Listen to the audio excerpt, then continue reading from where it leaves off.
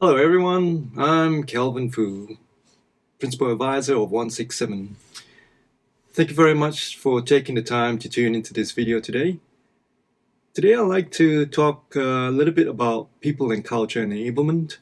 It's something that's really close to my heart, and I use the word enablement because I believe that, in terms of a successful strategy or a successful project or organization, enablement is important. I mean, we talk about leaders and managers, but the truth is, people don't need leaders, people don't need managers, people need enablers. And in today's topic, it's a lot to do around walking the talk in culture. And, you know, I think we all can imagine that most organizations do not prepare and sustain people and cultures for successful strategy or change implementation. And, for example, we say that culture and people are important. In many instances where we have heard we promote community values, such as, or ESG, and we provide leadership courses, but really it's largely been about, like teaching people to be someone or something or a particular model that, that they're not. We also see many instances where, there's heaps of, outward promotions of EAP. But really, if you think about it, right, EAP is a little bit like ICU. It's too serious or it's too late when we really need it. So there is a tendency then in many organizations where people are viewed as machines, and we get perhaps carried away from in telling people this is what a good leader looks like, or this is the script of how you should say something, or this is a script of what you should not say, or how you should behave, or how not to behave.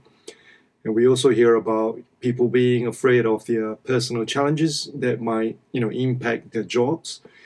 We say we understand, but what are we really doing to to show that you can bring your real self to work?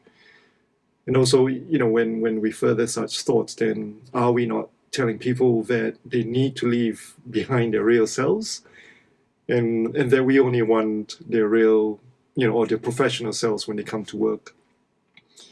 And then as I unfold further into this space of enablement, or moving away from leaders or managers or enablers, or looking to enablers, then we start to understand that people do not need leaders, people do not need managers, they need enablers, right? And that goes into areas such as projects, organizations, and teams. These are areas that need enablers, or at least not in a professional environment of adults, who are parents, and who could be parents or professionals. And if we understand, or we unfold in that space where adults, employees, professionals are good at what they do, in which it was the job that they applied for, and in which they are qualified to do, of course, and obviously build experience over time, and going through an interview and verification process that they can do the job, and of course, we will all evolve our skill, but and that's an ongoing effort. However, we can't just do a 180 in the next, in the next 1 hour to become someone who we are not. Hence, more focus needs to be placed on enablers. I recall there was a talk, or a section of a talk that I remember in particular, that someone said, "Fake it till you make it," and I think that's something that's been, that doesn't sit well with me. I think that the term "fake it till you make it" is a term that is of disservice to people. I mean, how I wouldn't want to be faking something with someone. You know what I mean? It goes against my own integrity. And if we think about that, then enablers paved the way, right? So and who are enablers? So enablers can be anyone, not just specialists or teams. They are, they start with leaders, executives, project managers. These are enablers. And the thoughts around goals: how do you enable your team to succeed? How do you enable your team to tell you when things are going bad, right? We all know the instances where, we're not enabled to, to say when something's going bad, or we're not enabled to figure out better ideas. So the question here in terms of enabler, it's not just leading or managing a situation, it's how do you enable your team to just be. And knowing that not having a culture and or a program that enables such sustainment or development of such an enabling environment, it's like, if I may use an example, it's like starting a marathon without preparation or ongoing support. And that's where you start to, experience. Can you imagine a strategy or program or organization, or capability on uplift intention over the next 12 months is going on without some form of culture and people sustainment program? Then you're going to start seeing, people actually starting to run a marathon, for a better metaphor, without any preparation or ongoing support, and then you start seeing areas like attrition issues. It's all too familiar. You start to see disengaged people, disengaged stakeholders, because we're not finding the right way to engage with them. They don't understand, or tears and anger in teams, or contradicting values from perhaps a community that looks, an organization that looks towards delivering community outcomes, or an organization that is promoting lots of sustainable values. However, these are contradicting from within because we don't have that culture and people focuses. We might also be seen as hypocrites. And then understanding what would an environment like this be doing to everyone, and then knowing what is it really costing us in terms of the inefficiencies where people are it's attributed to high attrition, or when people are disengaged, or when people are are not feeling themselves in a place. So what is it costing us? So I'd like to share, why or what brought about this shift in me, where I started seeing and really feeling strongly that a good environment is not just about leaders or managers. People don't need to be managed. They're good at what they do. People don't need to be led. Everyone understands the direction or destination. People need to be enabled. A key lesson came from some time ago when I had the opportunity to build a procurement and supply chain team. And without diving into details about what procurement and supply chain is, perhaps it's something for another video. This project or opportunity was something that really shifted me. It gave me a different view on understanding that, hey, a strategy it's a goal that everybody wants to get to, but a strategy is only going to be as successful as the team that you're enabling to work with you to achieve that strategy. And that's what shifted me. And in that opportunity, back then, of course, you can imagine I put together a discovery, went through a discovery session, understanding what stakeholders wanted, what the team wanted, came together to lead a co-creation of a strategy. We knew where we wanted to get to, what was required to make that successful. Dive deeper into operational reviews, what the operating model should look like. So we had a strategy and action plan.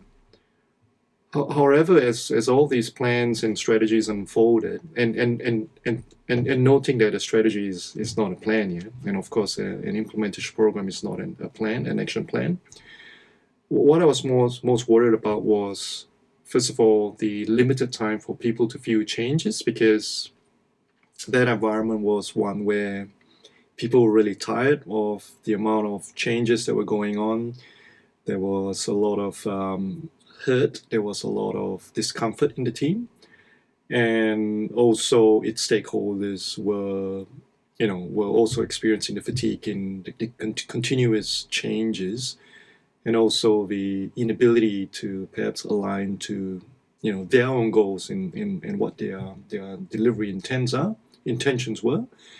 And there were I was also worried about capability gaps. In order to get to a strategic outcome, right?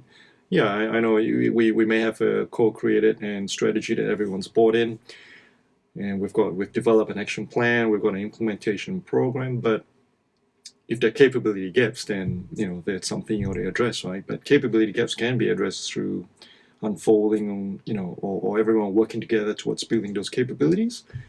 But what brings us to opening up to gain those capabilities? That's something I was worried about. And also there were leadership and culture gaps. And with those thoughts, of what I was worried about in mind, there was also thoughts on fears from past experiences, such as I've been on projects, I've led projects, or organizations or joint ventures where senior management wasn't walking the talk.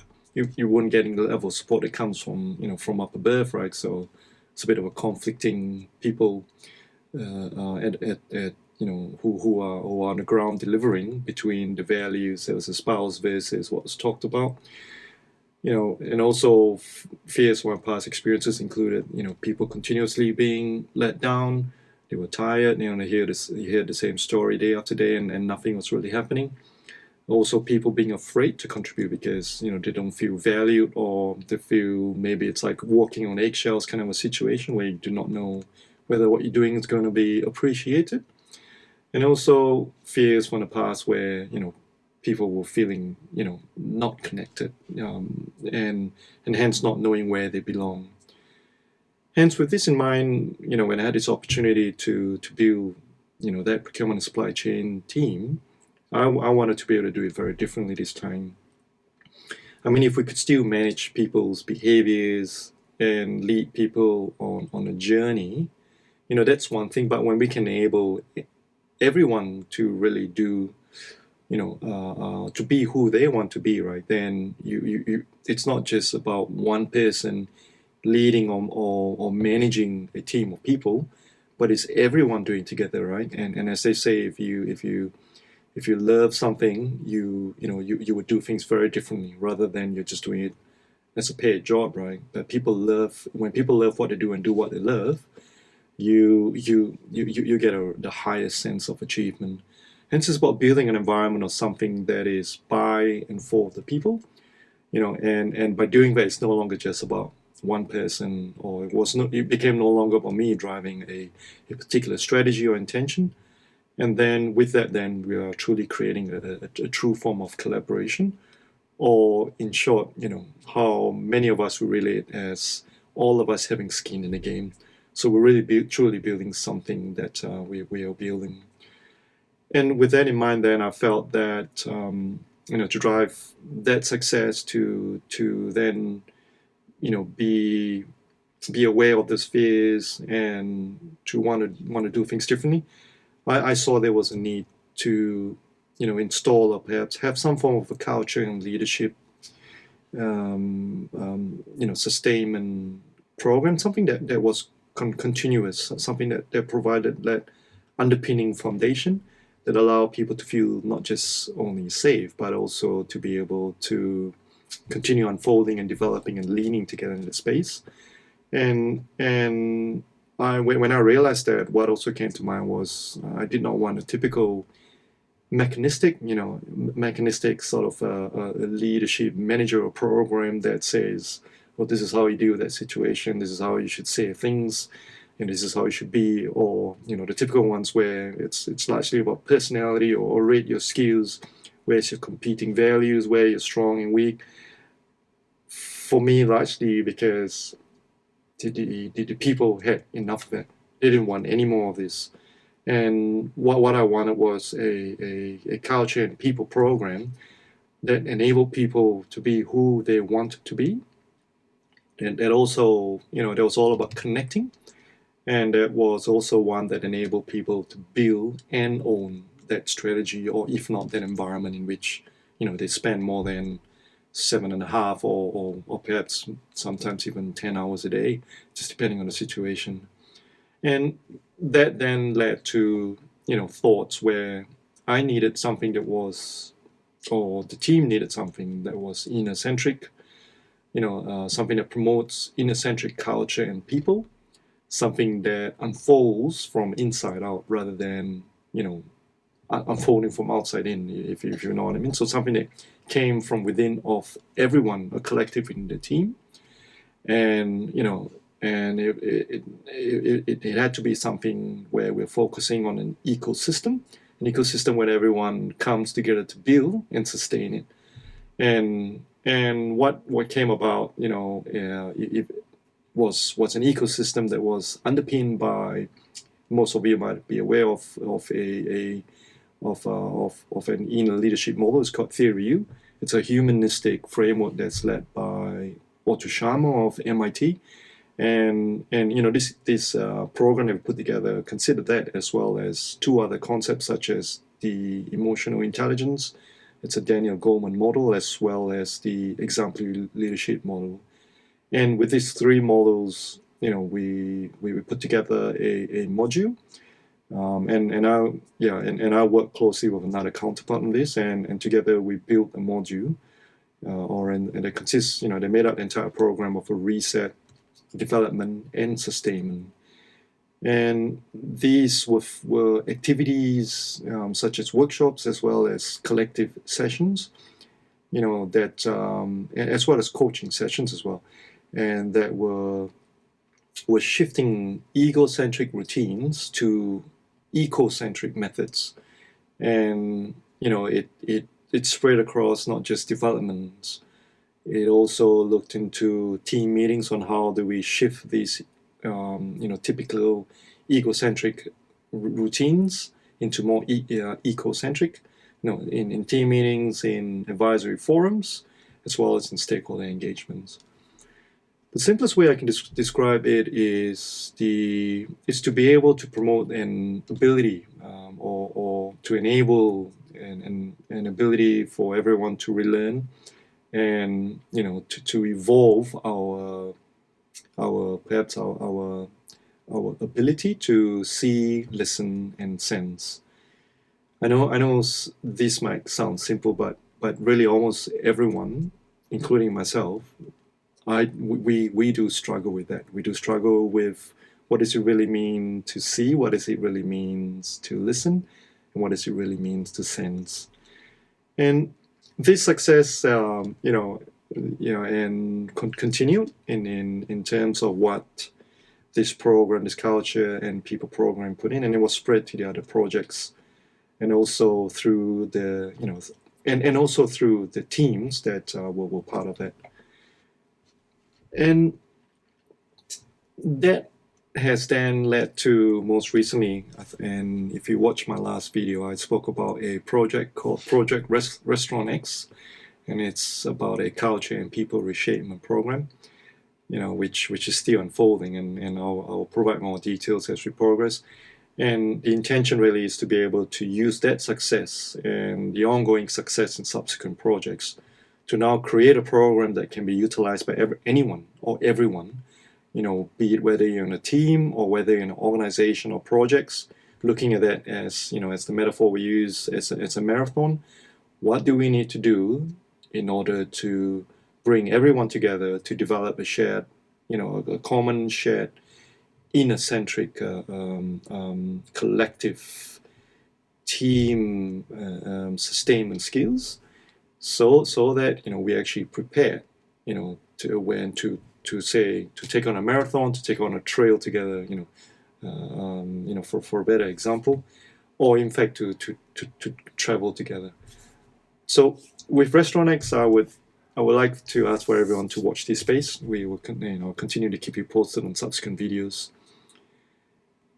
So what do we see at the end of 6, 12, or 18 months period in this, or what did I see at the end of 6, 12, and 18 months in this procurement and supply chain space that that I built, and that we introduced the system. You introduced this program at the end of the 6 months. So this came from a dwindling, weak team that was that was struggling to come together, high attrition. At the end of 6 months, the team were having lunches together, By then, we had already doubled the team within 6 months because it was badly understaffed, and we had to not only quickly,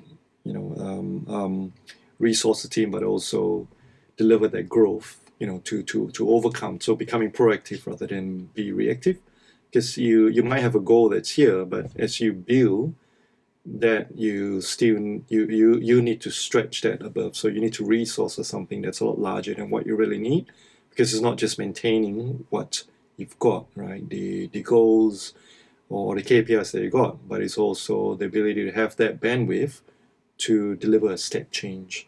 Hence there was a high-speed resourcing backup, and there was a continued resourcing.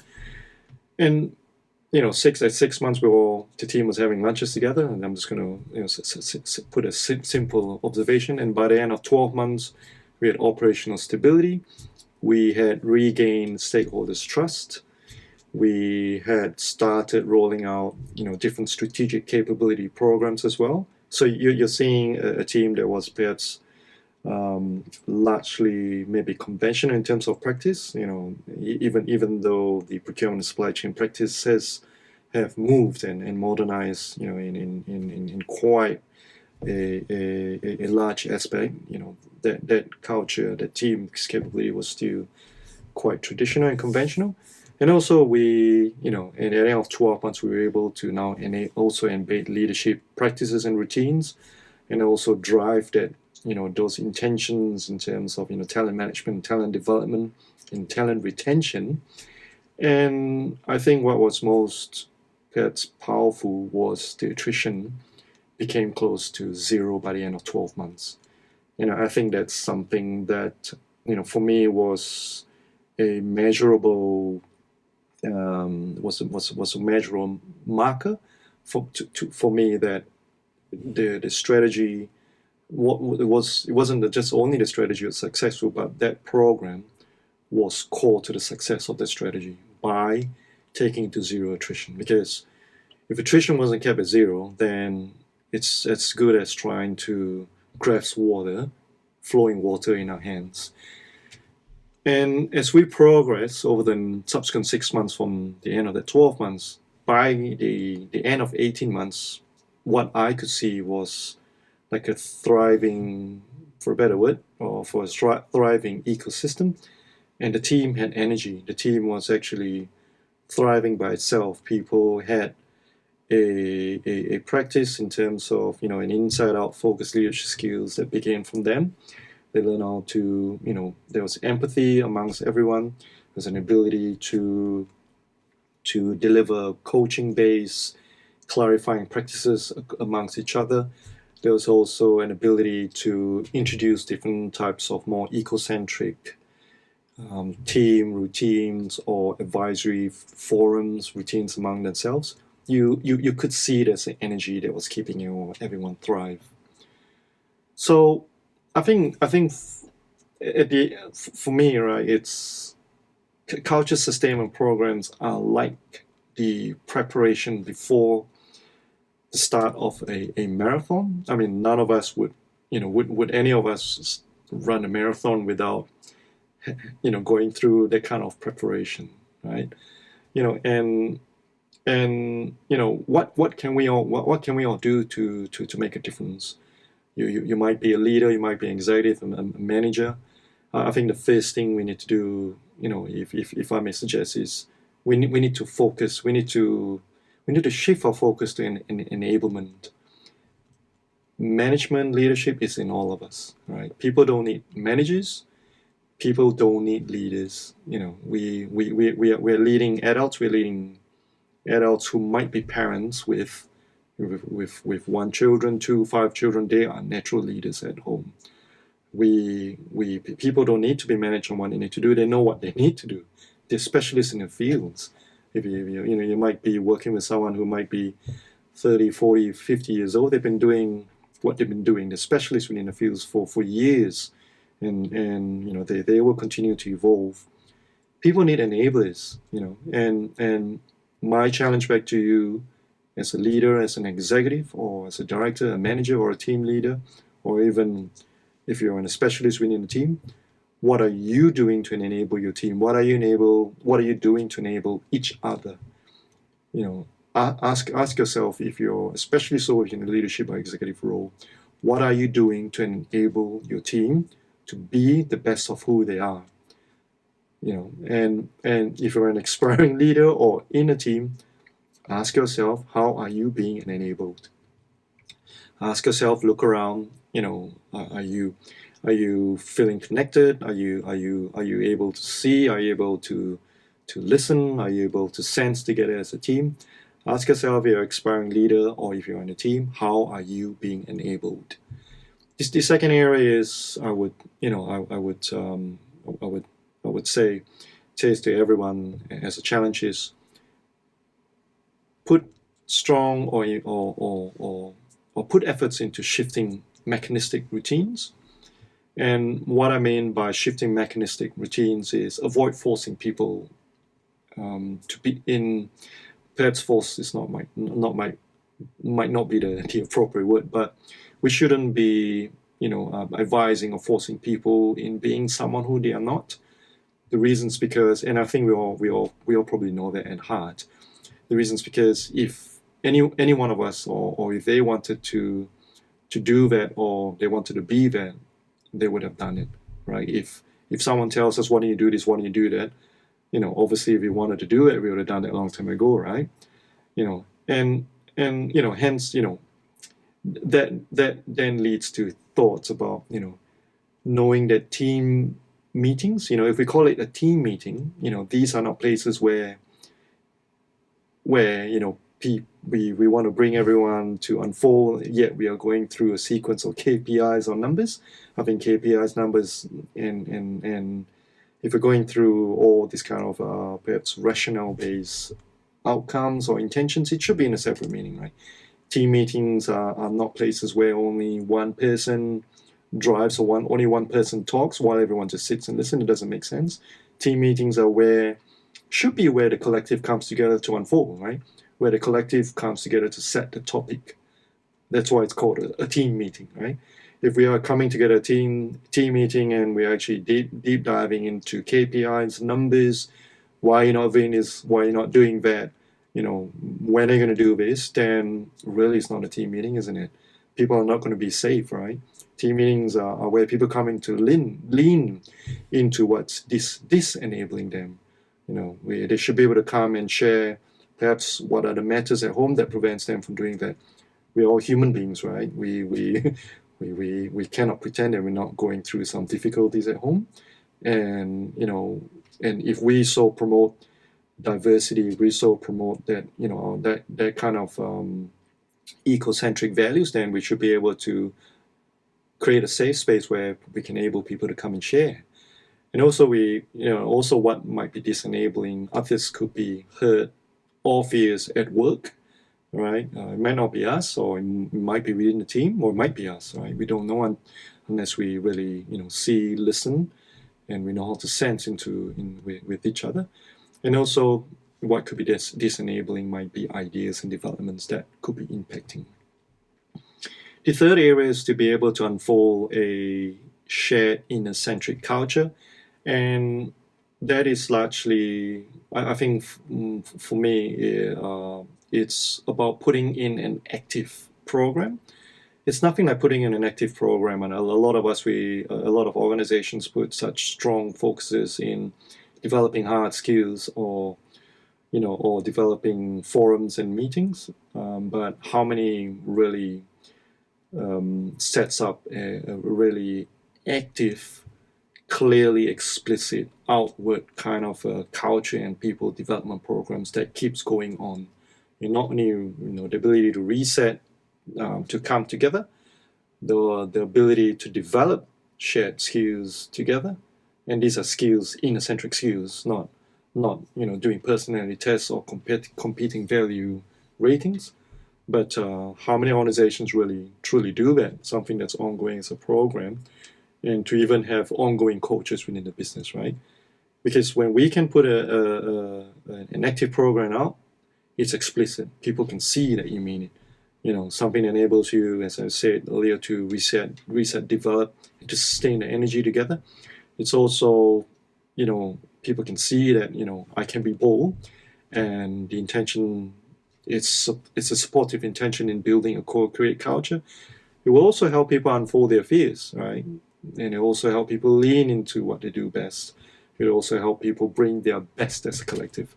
Hence, I think it's a lot of organizations perhaps are not walking the talk for whatever reason, right? I mean, if you're dealing with millions or millions of dollars worth of projects, what is it, in terms of spending 10, 20, $50,000 a year, depending on the size of your team, on really, walking the talk or in putting the money where our mouths are, in in ensuring that there is an active conscious program that truly does that, not just waiting for EAP to come, when people are all broken to seeking help, not just not just these areas, but truly really demonstrating that there's an ongoing sustainment intention. Thank you very much for staying with me throughout this video. I think culture is like an ecosystem, right? It's like a garden that thrives by itself, right? A garden could take many people to come and plant a seed, to water, to prevent any form of pests, or to resolve pests, right? And to keep it thriving. And an ecosystem, or it's also like a garden or a forest, and a forest thrives by itself. It's organic, right? It's the energy that goes on, and that's culture to me. It's an ecosystem. It doesn't just happen by itself. It can't just happen by itself, right? When I'm sure many of you would have grown a plant. For example, in order to grow a frangipani, it starts with a cutting, but someone needs to needs to prepare the cutting, by leaving it and letting it dry out slightly over the next 2 to 4 weeks before you pot it in. And then, of course, making sure your soil is of certain conditions, you're watering just enough sunlight. As we know, frangipani loves sunlight. And then continuing the journey in putting support structures for the frangipani cutting as it grows out. And obviously it will sprout into 3 separate shoots most of the time, and so on and so forth. So a good culture is like an ecosystem, and it doesn't happen by itself. Neither is it complicated, right? Whether it's a project, it's a function, or it's an organization, these are all evolutionary environments by itself. We are underpinned by a vision, and we have got a mission that drives us in the near term. We've got a strategy that drives that vision, say over a period of 12 months. We've got an action plan, right, that drives that strategy, and we've got an implementation that drives that program. These are the critical essentials that keep people connected with a purpose, right? It's like a team marathon, a trail, or a travel journey that we embark on, or it's just like our own personal relationship journeys, whether it's a friendship or it's a partner relationship, right?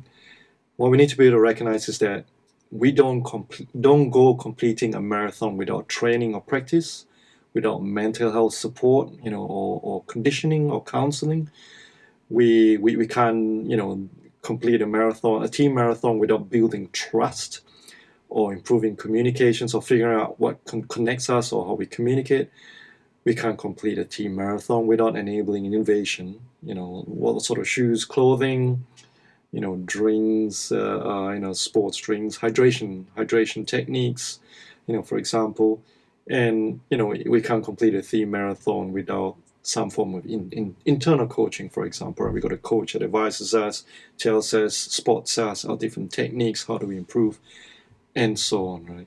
So there's a lot of similarities between, where we work, and whether it's a project, a program, an organization, a business, or a team. There's a lot of similarities.